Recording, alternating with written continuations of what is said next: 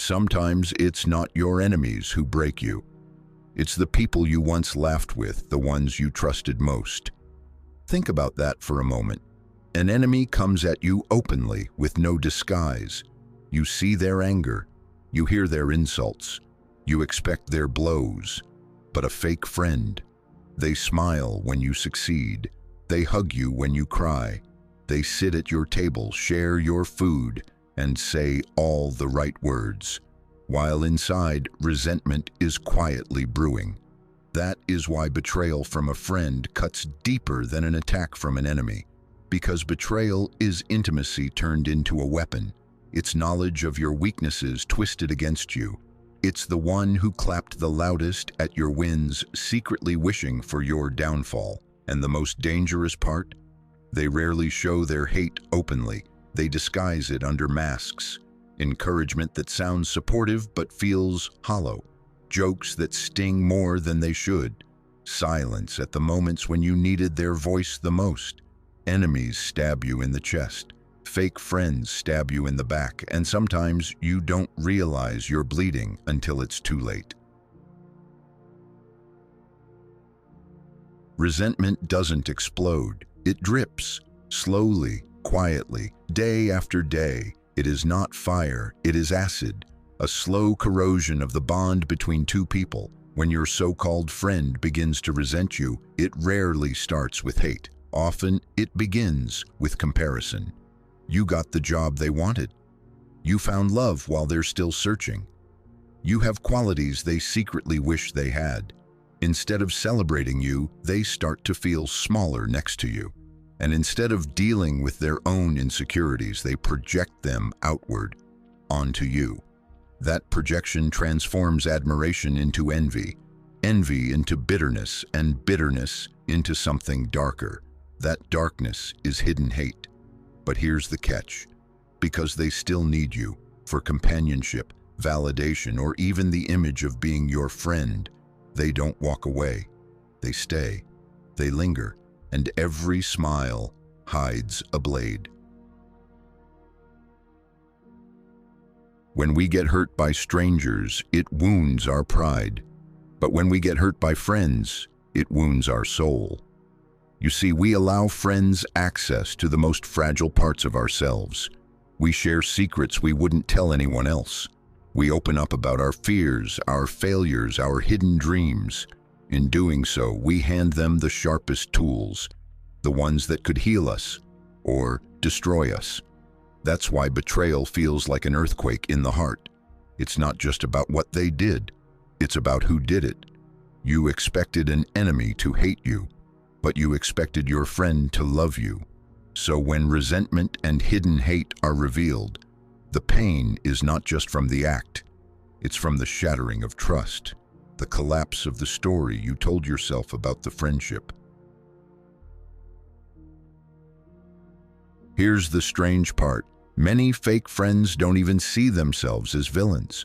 They justify their hidden hate with excuses. I'm just being honest. I'm only joking. Don't take it seriously. I'm giving tough love. But the truth is, their honesty is cruelty dressed up as truth. Their jokes are daggers wrapped in laughter. Their tough love is nothing but suppressed resentment given permission to breathe. And yet, they stay close to you. They don't leave. Why? Because resentment creates a sick paradox. They both need you and despise you. They need your light because it validates them to be near it. But they hate your light because it reminds them of their own shadows. That paradox keeps them tethered to you, smiling, nodding, pretending, and slowly poisoning the connection. The real danger is not the friend who openly argues with you. It's the one who quietly resents you in silence. Think back, maybe you felt it before. That friend who grows strangely quiet when you share good news. The one who never initiates celebration for your milestones. The one who suddenly becomes too busy when you need them most. These are not accidents. They are symptoms of hidden resentment. And yet, most of us ignore these signs. because facing them means facing a painful truth. Some people in our circle don't love us. They envy us, resent us, maybe even hate us. You might be wondering, why dig so deep into this darkness? Why not just move on from fake friends and let it go? Because understanding the psychology of fake friends isn't just about avoiding betrayal. It's about self-protection. It's about reclaiming your peace from those who quietly drain it. And most importantly, it's about learning to see the masks people wear so that you don't confuse envy for loyalty or resentment for love. When we understand resentment, we stop personalizing it. We begin to see that their hidden hate often says more about them than it does about us. It is their wound, not our worth. But before we get to that wisdom, we need to walk through the shadow. We need to see how resentment grows, how it hides behind smiles, and how it slowly turns people we once trusted into strangers we no longer recognize. So let's begin this journey. We'll peel back the layers of false friendship, the psychology of hidden hate, and the emotional scars left behind. By the end, you'll not only see fake friends more clearly, you'll also understand yourself more deeply, why you tolerated them, why it hurts so much, and how you can rise beyond it. Because the truth is, fake friends don't just break your trust, they teach you what trust really means.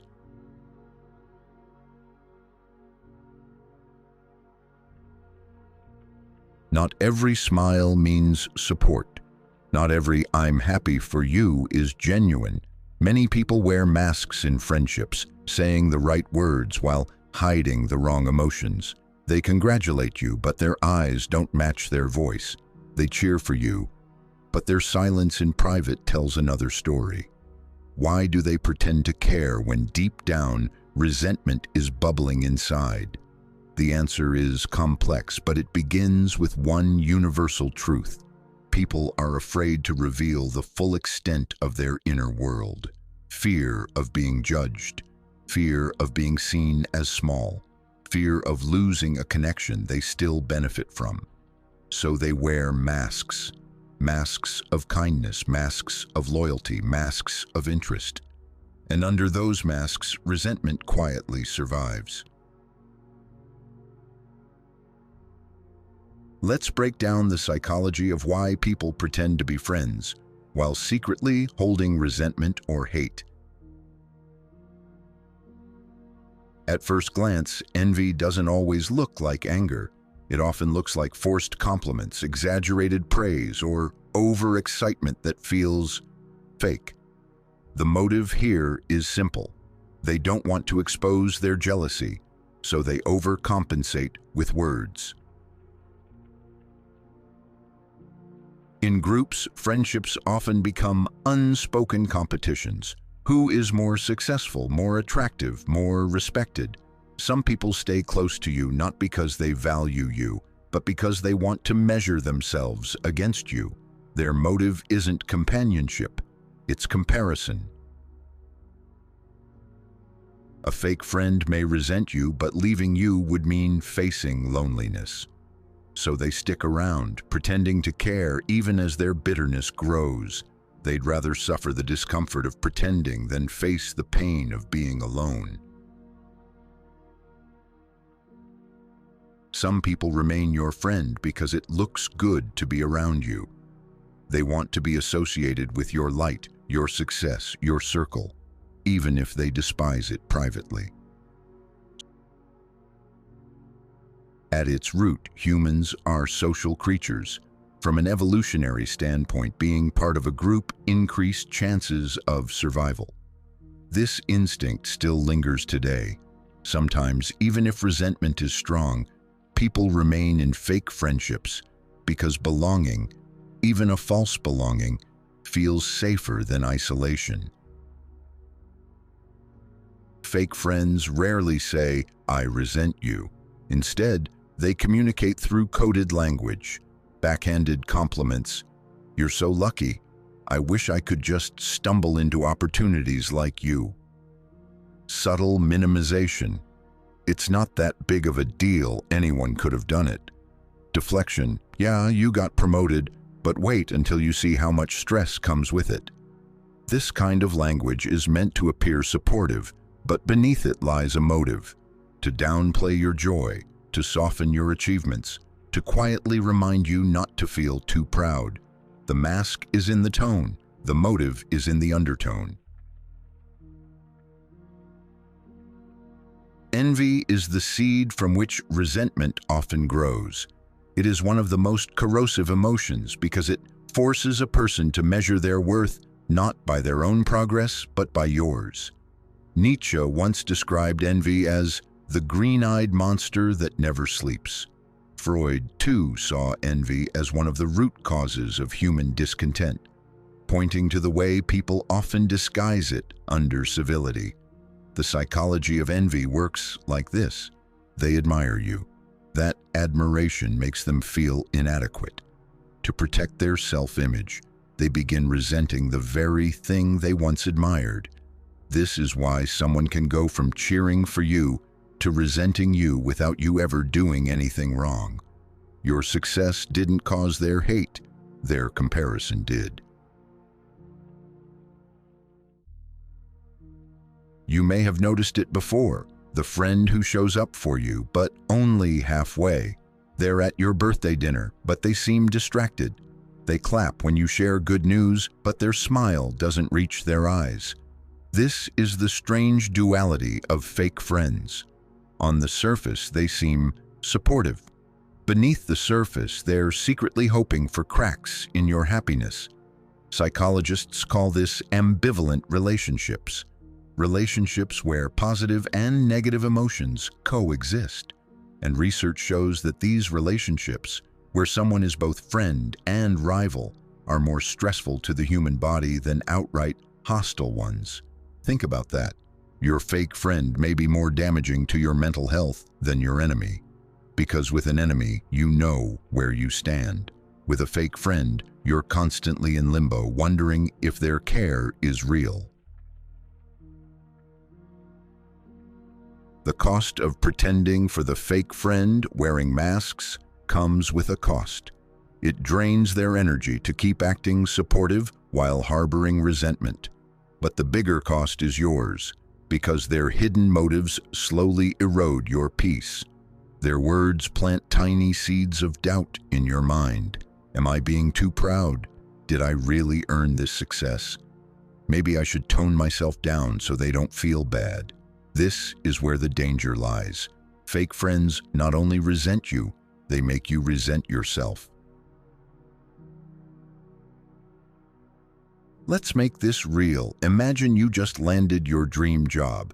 You tell your closest friend. A real friend says, "I'm so proud of you. You've worked for this and you deserve it." Let's celebrate. A fake friend says, "Congrats, I guess." But you know, jobs like that are really stressful, right? I hope you can handle it. Or imagine you just started dating someone amazing. You share it with your friend. A real friend says, "I'm so happy you found someone who treats you right." A fake friend says, "Don't get too excited. People change after a few months. It's subtle. But over time, these subtle stings pile up. And they reveal the truth. Behind the mask of care is a motive of resentment. Understanding the motives of fake friends isn't about paranoia. It's not about suspecting every friend of betrayal. It's about sharpening your awareness.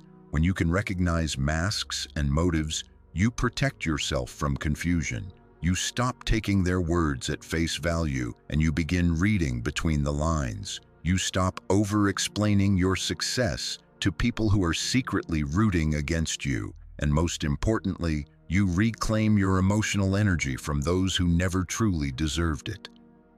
So why do fake friends pretend to care? Because it's easier to wear a mask than to face their own insecurities. It's easier to resent you in silence than to admit they feel small. It's easier to act like a friend than to risk being alone.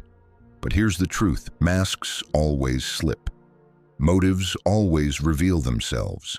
And when they do, the question is not, why did they fake it?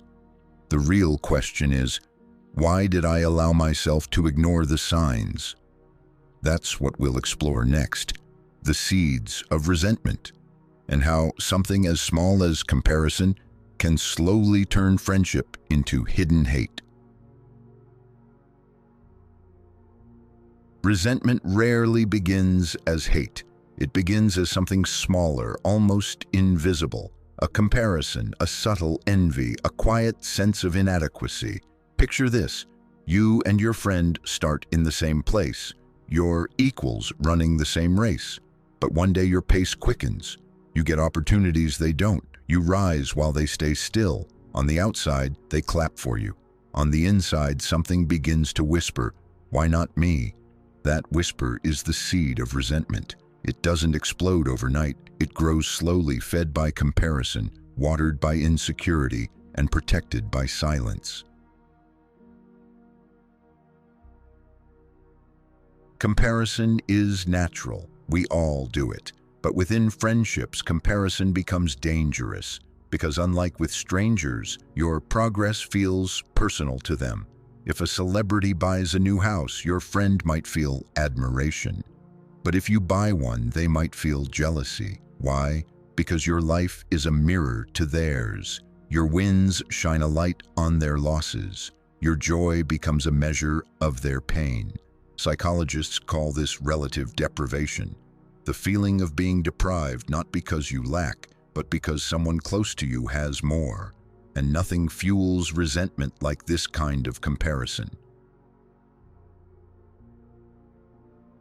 Strangely, resentment often starts in admiration. They once looked up to you. They once said, "I wish I could be like you." But admiration has a dark side. If it lingers too long without growth, it turns bitter. Instead of saying, "I'm inspired by you," they begin saying, "I hate that you make me feel small." This is where the shift happens. A friend who once celebrated your progress now quietly resents it. And the closer the friendship, the deeper the sting. At its root, resentment is less about you and more about them. It grows from insecurity, the belief that they are less than, unworthy, overlooked. But instead of dealing with their insecurity, they project it onto you. You become the symbol of everything they feel they lack. If you are confident, you remind them of their self-doubt. If you are successful, you remind them of their stagnation. If you are loved, you remind them of their loneliness. And so, instead of facing their wounds, they cover them with resentment. Resentment rarely screams in the beginning. It whispers through microaggressions, subtle put-downs. "You look good, but that outfit is a little too much." Minimizing success. "Yeah, you did well, but that's not really a big deal." Passive silence. Not showing up to support you, not congratulating you, not being there when you need them most. These microaggressions are like cracks in the foundation. Small at first, but over time they widen. And if you ignore them, the entire friendship begins to collapse. There's another layer. Sometimes resentment grows because of unspoken expectations. Maybe your friend feels you owe them something. Maybe they supported you in the past, and now they feel you haven't paid them back. Maybe they believe friendship means equality, and your success feels like betrayal of that contract. This is the psychology of entitlement resentment, the feeling that "I deserve what you have," or "you should have brought me with you." And when those expectations aren't met, resentment becomes their silent protest. Friedrich Nietzsche spoke about a concept called ressentiment, a deep, festering bitterness that grows when people feel powerless to change their lives. According to Nietzsche, those who live in ressentiment don't confront their own weakness. Instead, they shift blame outward. They say, "It's unfair that you have what I don't." This is exactly how fake friends operate. Instead of facing their own insecurities, they transform them into hidden hostility toward you. Their smile hides the wound, but the wound controls their actions. Sigmund Freud also offered insight here. He believed that unexpressed feelings never disappear. They simply get buried and return in distorted forms. That's what resentment is: repressed envy returning as fake laughter, repressed hate disguised as polite support. They don't say, "I'm jealous," they say, "Good for you." But their body language tells the truth. Once resentment takes root, it begins to corrupt every interaction. If you share good news, they feel bitterness. If you share struggles, they feel satisfaction. If you stay silent, they feel ignored. If you shine, they feel overshadowed. No matter what you do, it becomes fuel for their inner conflict. This is why resentment is so poisonous. It doesn't just affect one moment, it colors the entire friendship. Even small conversations become battlegrounds of hidden tension. Resentment doesn't always appear right away. Sometimes it takes years. A friend may be loyal at first, but as life paths diverge, comparison creeps in. This is why long friendships are not always safe friendships. Sometimes the very history that bonds you becomes the soil in which resentment grows. The more they remember where you both started, the harder it is for them to accept where you ended up. So why don't we notice when resentment begins? Because we don't want to. We crave harmony. We want to believe our friends are happy for us. So we excuse their microaggressions. They're just joking. They've been stressed lately. They didn't mean it that way. But ignoring the seeds of resentment doesn't make them disappear. It only gives them more room to grow. Imagine two childhood friends, Mia and Sarah. They grew up together, studied together, and promised to always support each other. One day, Mia gets a promotion. Sarah congratulates her, but inside, she feels small. She tells herself, "I should be happy for her." But instead, she feels bitterness. Over time, every achievement Mia has makes Sarah feel worse. She stops texting as often. She jokes about Mia being too busy now. She downplays Mia's struggles, saying, "You have it all. What do you have to complain about?" The resentment grows. Sarah doesn't leave the friendship, but she no longer celebrates Mia. She stays wearing the mask of care while secretly resenting every success Mia achieves. This is how resentment destroys friendships, not with explosions, but with erosion. The seeds of resentment are small, but powerful. They begin with comparison, grow through insecurity, and express themselves in microaggressions and silent hostility. And if left unchecked, those seeds transform friendship into rivalry, support into envy, and loyalty into hidden hate. But what happens once resentment grows too large to hide? What happens when it transforms from subtle bitterness into a quiet war? That's where we're headed next. The psychology of emotional manipulation and how fake friends wage a war you never see coming.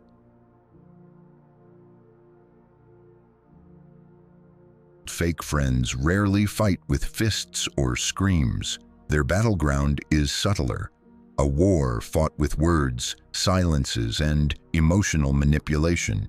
This is not the kind of war you can point to and say, "Here's the proof." It's invisible, deniable, and often dismissed as overthinking. That's what makes it so dangerous. By the time you realize you're in a war, you've already been wounded many times. This war begins the moment resentment grows too large to hide. Since they cannot confront you openly without risking exposure, fake friends turn to subtler weapons: guilt, gaslighting, backhanded compliments, and strategic silence. A backhanded compliment is not just a joke, it's a dagger dipped in sugar. "Wow, you're doing great for someone like you. You look good in that outfit. It hides your flaws really well." Congrats on your job. I mean, it's not the best company, but hey, it's something. These phrases sound harmless, even supportive, but underneath they carry poison, a reminder that you're not as good as you think you are. Why do they use this weapon? Because it allows them to wound you without ever appearing hostile. If you call them out, they can laugh and say, "Relax, I was just kidding." And you're left feeling both hurt and guilty for being too sensitive. Gaslighting is the art of making you doubt your own reality. It's one of the favorite tools of fake friends because it keeps them in control while making you feel unstable. Examples: you notice their bitterness and ask about it. They reply, "Wow, you're imagining things. Why would I ever be jealous of you?" You sense they weren't happy for your achievement. They insist, "Of course I was. You always twist everything I say." The result? You start doubting yourself. You second-guess your intuition. You begin to wonder if maybe you're the problem, and that's exactly what they want. Sometimes the most painful weapon is silence. When you need them most, they disappear. When you share your joy, they give no response. When you pour your heart out, they nod blankly. This silence is not accidental, it's deliberate. It's their way of withholding validation, of making you feel your happiness is unworthy of celebration. Strategic silence teaches you a cruel lesson. Don't expect me to cheer for you. Don't expect me to care. Another tactic is to manipulate you through guilt. They remind you of the times they were there for you, often exaggerating or distorting the truth, to make you feel indebted. "Remember when I supported you back then? And now you don't even have time for me? You've changed. You don't care about our friendship anymore." By framing themselves as the victim, they trap you. You end up apologizing, overcompensating, and shrinking yourself just to keep the peace. What makes this war exhausting is that it's constant but subtle. It's the way they downplay your excitement. It's the way they forget to include you in plans. It's the way they gossip behind your back, planting seeds of doubt in others while smiling to your face.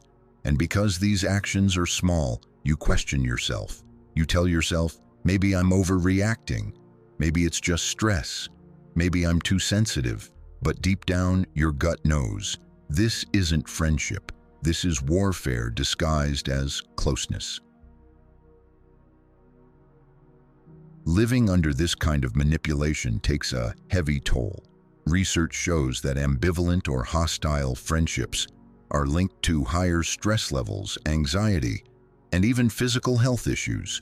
Why? Because the body doesn't just react to what people do, it reacts to what people withhold. When you expect support and get silence, your nervous system experiences it as betrayal. When you expect love and get resentment, your heart interprets it as rejection. This is why fake friends leave you drained, not because they openly attack you, but because they exhaust you with constant micro-wounds that never fully heal.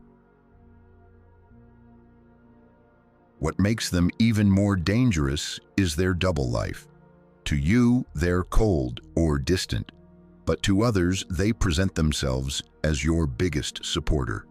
They may post pictures with you online, call you best friend, and speak highly of you in public, while secretly resenting you in private. Why? Because maintaining the image of friendship benefits them.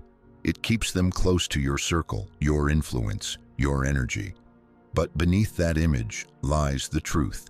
They're not celebrating you, they're waiting for you to fall. You might wonder, why don't fake friends just leave? Why not confront you and express their jealousy honestly? The answer: because confrontation would expose their insecurity. To admit they resent you would be to admit they feel inferior, and most people would rather pretend than face that kind of vulnerability. So instead of confronting, they manipulate. Instead of leaving, they linger. Instead of speaking truth, they fight a silent war. Let's imagine Alex and Jordan. Alex is thriving, new job, stable relationship, exciting projects. Jordan is stuck, struggling to move forward. Instead of saying, "I'm jealous and insecure," Jordan begins a silent war. He makes jokes about Alex's success. He criticizes Alex's partner subtly. He withholds support when Alex shares victories. He reminds Alex of the old days when they were equals, framing Alex as the one who changed. To outsiders, Jordan is Alex's best friend. But in reality, every interaction is a quiet battle. Alex leaves these conversations feeling smaller, doubting himself, even though he achieved something incredible. This is how fake friends win the silent war, not by destroying you directly, but by making you destroy yourself through self-doubt. You'll know you're in the middle of this war if you notice. You feel drained after talking to them, not uplifted. You censor your good news because you know it won't be received well. You second-guess your worth after their jokes or silence. You feel guilty for succeeding, as though your joy is hurting them. If these signs feel familiar, it's not in your head. You're not overreacting. You're simply waking up to the war you've been dragged into without consent. The silent war of emotional manipulation is one of the cruelest battles you'll ever face, because it disguises itself as friendship. Fake friends won't stab you in the chest. They'll erode you with tiny cuts day after day until you begin questioning not just them, but yourself. But the war doesn't end there. The longer resentment simmers, the more it transforms, and the smile that once hid bitterness slowly hardens into something darker. Hidden hate. That's where we're headed next. To uncover the moment when resentment is no longer passive, but active. When your fake friend doesn't just envy you quietly, but begins to hope for your downfall.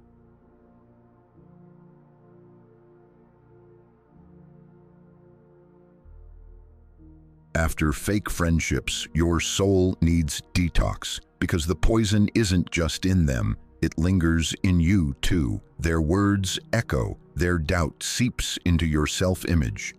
Their absence creates wounds. The first step is to cleanse. Journal your feelings. Speak your truth, even if only to yourself. Name the betrayal so it no longer hides in shadows. The deepest wound fake friends leave is not distrust of others. It's distrust of yourself. You wonder, how did I not see it? Healing means forgiving yourself for being blind. You weren't weak. You were kind. You weren't foolish. You were loyal. Your openness wasn't the problem. Their deceit was. When you rebuild trust in yourself, you regain the courage to trust others. Healing also means making a vow. Never again will you trade authenticity for illusion. It's better to have one real friend than 10 fake ones. Better to eat alone in peace than sit at a crowded table where resentment hides behind smiles. When you choose authenticity, you protect your heart. You create space for connections rooted not in envy, but in mutual respect. Real friends may not always be perfect, but they are consistent. They cheer when you succeed, cry when you fail, and stand when everyone else leaves. They don't compete with your light. They shine alongside it. They don't resent your growth. They grow with you. They don't hide behind masks. They meet you face to face, flaws and all. So here's the truth. Fake friends will always exist. Resentment will always find its way into human hearts. But you have a choice. You can keep clinging to masks, or you can walk toward authenticity. Don't wait for betrayal to reveal itself. Listen to your gut, protect your peace, and most of all, never fear walking alone. Because walking alone in truth is always better than walking together in lies. Fake friends teach us painful lessons. They show us the cost of blind trust. They reveal the dangers of hidden hate. But they also push us toward something greater: clarity. Clarity to know who is real. Clarity to protect our hearts. Clarity to build connections that heal instead of harm. So if you take one thing from this, let it be this: you don't need everyone to like you. You don't need everyone to stay. You just need the few who love you without resentment, without envy, without masks. Because in the end, it's not about how many friends surround you. It's about how many of them are true.